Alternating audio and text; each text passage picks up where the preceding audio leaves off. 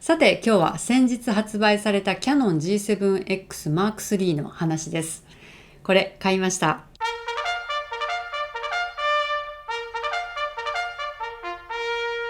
私初代の G7X を以前使っていたんですけれども、こ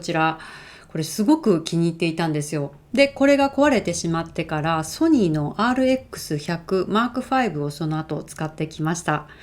ただ G7X の操作性とか写真の仕上がりの色味、描写にすっかり慣れてしまっていたということもあって、RX100 Mark V は何も悪くないんですけど、なんかちょっとしっくりこなかったんですよ。というわけで初代の G7X を使っていた時みたいに毎日必ず持ち歩くっていうことがなかったです。また G7X に戻ろうと思っていたので、今回の Mark III の発売を楽しみに待っていました。このカメラ、ほんの数日前に手元に届いたばっかりなので、まだ今のところ操作とか設定の仕方を確認中というわけで、まだガシガシ撮ったわけではないんですね。今日は第一印象について話していくっていう感じの内容です。このカメラが届いてすぐに、私のインスタグラムストーリーズの方で G7X Mark III 買いましたっていうのをアップして、その時にこのカメラについての質問を募集しました。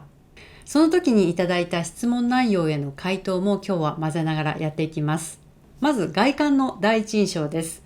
購入前に家電量販店で実機を見ていたので分かってはいたんですけれども、ちょっと外観についてはがっかりでした。というのも私は初代の G7X の質感、詳しく何なのかっていうのはちょっと知らないんですけれども、冬にはめちゃめちゃ冷たくなっていたので、おそらく金属で表面の塗装にやや凸凹がある感じ。傷がつきにくいし、頑丈な感じが見るからに漂っていました。角とかが擦れて色が剥げてきても、それはそれで年季が入ったような雰囲気があってよかったんですよね。で、実際この初代の G7X、私20回以上どっかから落としちゃったりとか、それからカバンの中にしまうときはそのままポンと入れておいたりとか、相当雑な扱いをしていたんですけれども、全然壊れることがなくって、これすごいなと思ってたんですよ。で、最終的にはまた落としちゃって、結構高かったんですよ。位置が2メートルぐらいのところから落としちゃって、とうとうダメになっちゃいました。写真今でも撮ることは撮れるんですけれども、 SD カードが正常に読み込まれない、それから再生ボタンが押せなくなってるということで、通常の使用はできない感じです。で、新しい Mark III はというと、この辺りはラバーで覆われていてグリップはいい感じです。ただ上の方やスクリーン周りがプラスチックなんですよね。正直ちょっと安っぽい感じだなと思うのと、落としたら多分1回でひび入るんだろうなっていう不安な感じです。このプラスチックのエリアだけでも金属だったらよかったのになと思いました。カメラって機能性はもちろんですけど、物としての美しさっていうのも重要ですよね。個人的にはあんまりプラスチックは使ってほしくないなと思っています。液晶画面には開封と同時にガラスフィルムを貼りました。今回もこの後関連商品をいくつか紹介するんですけれども、リンクはこの動画の説明欄に載せておきます。それから初代のものと比べるとダイヤルを回す時の音が静かになってます。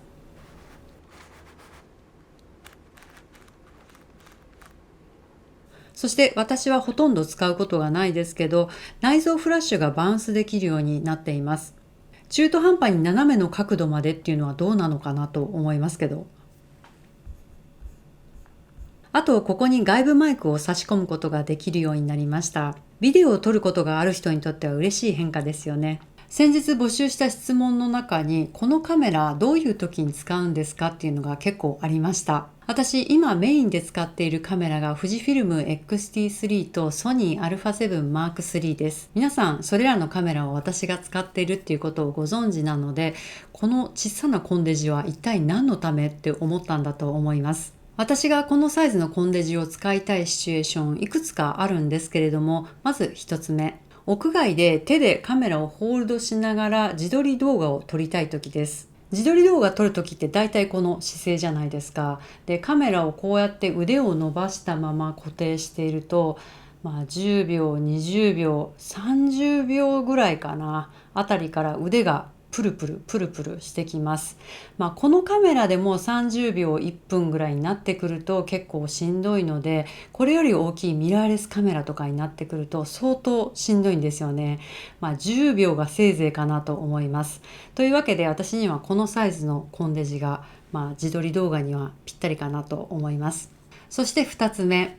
スマホで撮るような写真を1ランク、2ランク上の画質で撮りたい時です。それから3つ目、大きなカメラを出すと周りの人たちにギョッとされてしまう時です。行く場所によってちょっとその場所の雰囲気ってありますよね。例えばちょっといい感じのレストランとかに行った時にお気に入りのカメラやレンズを使って綺麗な写真を撮りたいっていう気持ちは私もよくわかるんですけれども、お料理一品一品が出てくるたんびに座ったままだと最短撮影距離が稼げないからということで、いちいちちょっと席を立ち上がって遠くから写真を撮るっていうようなことになってくると、ちょっとそれはその場ではやりすぎかなっていうような気がするので、私にとってはこれぐらいのサイズのカメラがそういう場所では使いやすいです。それから4つ目、たまにストリート写真も撮ります。普段 XT3 とか α7-3 で撮っているような写真を撮るようなこともあります。今からの外出ではカメラを使う予定はないんだけど、ちょっと念のために入れておこうかなっていう感じでポケットにしまっておくことができるサイズなので、常に持ち歩くことができます。イコールシャッターチャンスを逃さないっていうことにつながります。メインのカメラを持ち歩いていない時に結構シャッターチャンスって巡ってくるもので、これ RX100M5 で撮ったものなんですけど、これを撮った日っていうのはスケジュールがびっちりで忙しかったので、写真を撮る暇なんてないと思っていたところに、たまたま30分ぐらいビーチで人を待たなきゃいけなくなっちゃって、念のためにカバンに入れておいた RX100M5 で時間つぶしに写真を撮っていたんですけど、今となってはこれが結構私のお気に入り写真となっています。結構こういうコンデジでもローで撮っておくと後々いろいろ遊べて楽しいです。それから次に多かった質問です。G5X Mark II と迷いませんでしたか？これすごく迷いました。私も G5X Mark II がいいなと思ってたんですよ。中望遠が好きなので 120mm まで F2.8 でいけるっていうところと、あとファインダーもついてると結構便利なんですよね。それから外観なんですけれども、この G7X Mark III のこのプラスチックのところ、この辺りが G5X Mark II だともうちょっとね、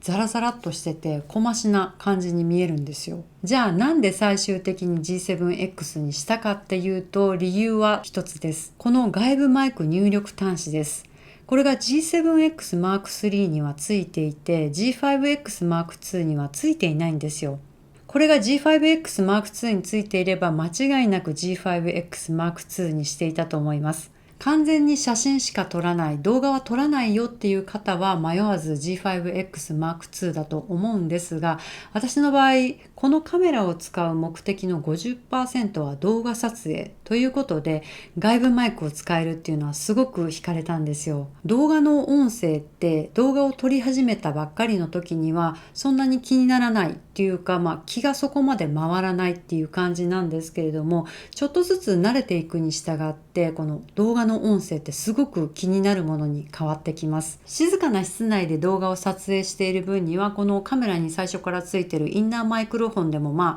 事足りるかなっていう感じではあるんですけれども、街中の騒音の中で自分の声を録音しようかなっていう時には周りの騒音に全部自分の声がかき消されてしまうので、後々編集の時に字幕をつけないといけないっていうようなことになってきちゃいます。ということで、この外部マイク端子、ビデオを撮る人にとってはすごく重要なチェックポイントになってきます。ここで音声のサンプルを入れておきます。一つ目は外部マイクを使わずに撮った音声。2つ目は外部マイク1種類目を使って撮った音声。3つ目は外部マイク2種類目を使って撮った音声です。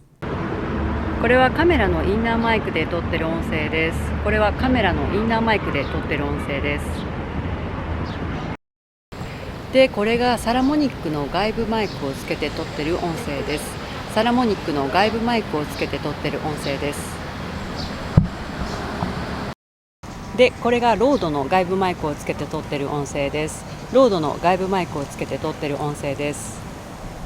音声の違い分かりましたか？場合によってはこの元の音声を編集の時にノイズ軽減させたりもするんですけれども、元々の音声がノイズにかき消されてしまっているような場合っていうのは、ノイズ軽減させようとしてもできるものではないので、元の音声っていうのはすごく重要になってきます。編集時のノイズ軽減についてはまた別の動画でお話ししたいと思います。というわけで、今後動画も撮る可能性があるとか、動画をちょっとやってみたいなと思っている方は G7X も検討してみるといいかもしれないです。それからこのカメラから直接 YouTube の生配信ができるっていう機能もついているようです。私自身はライブ向きな人間じゃないのであんまり興味はないです。さて次はオートフォーカスです。写真のオートフォーカスについては特に違和感はないんですけれども、動画のオートフォーカスですね。こちらはちょっとゆっくりな時があってイラッとすることがあります。こんな感じがたまにあります。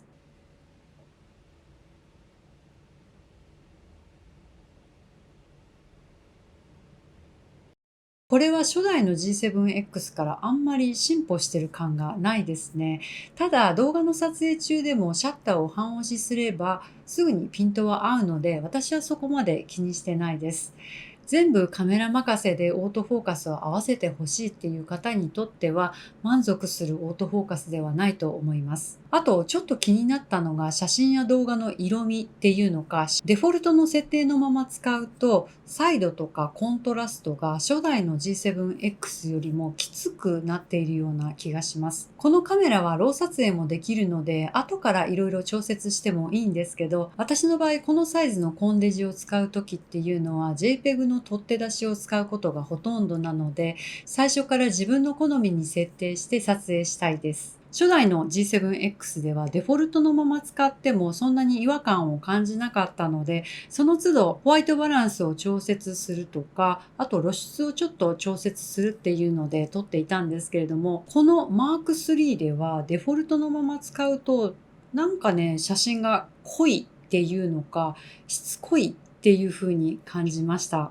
こういうのは皆さんそれぞれ好みとか慣れたものがあるので、あくまでも私の感覚としての感想です。どのピクチャースタイルに設定してもちょっと濃いなっていう風に感じたんですけど、とりあえず早速ピクチャースタイルのユーザー登録に自分好みに調節したニュートラルとモノクロを登録しました。登録の仕方はとても簡単で使いやすかったです。これについてはまた別の動画にしたいと思っています。あともう一つ気になったのが、せっかくスクリーンを180度ひっくり返して画面のタッチ操作でカメラの設定を変えられるのに、 ISO、シャッタースピード、F 値の操作ボタン、ここら辺の一番頻繁に使うボタン、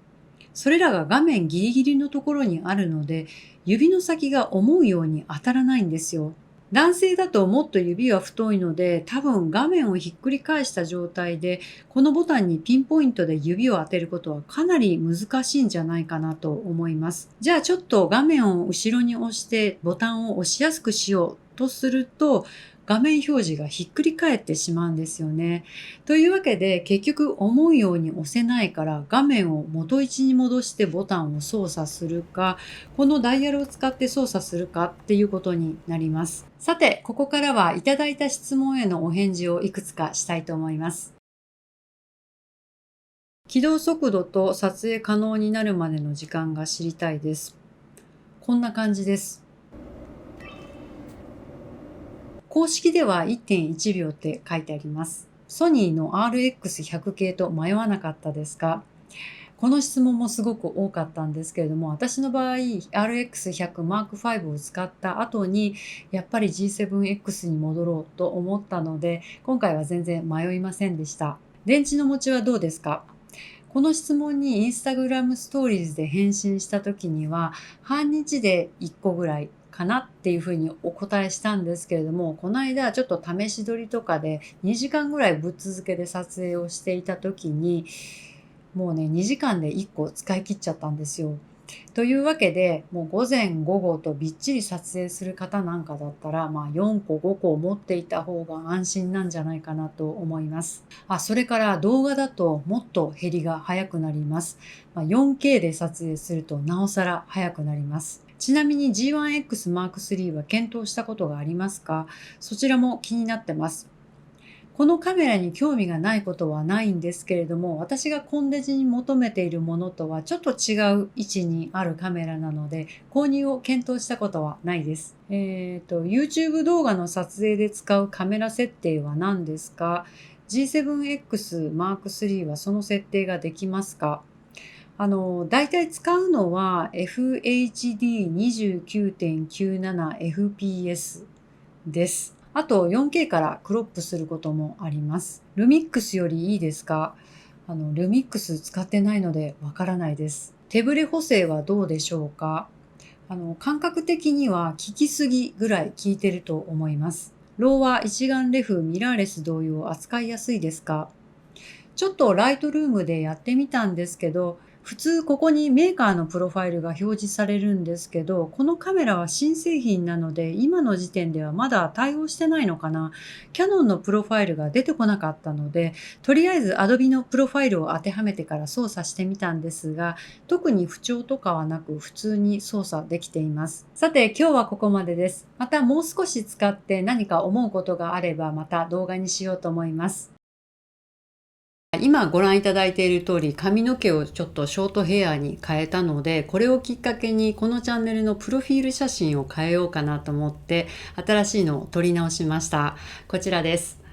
インスタグラムの方にはこのモノクロバージョンとかちょっとアングル違いのものなんかも出してありますので、よかったらご覧ください。今回の動画の内容気に入ってくださった方はぜひまたいいねボタンで教えてください。それからインスタグラムの方もぜひチェックしてみてください。それではまた次回お会いしましょう。さようなら。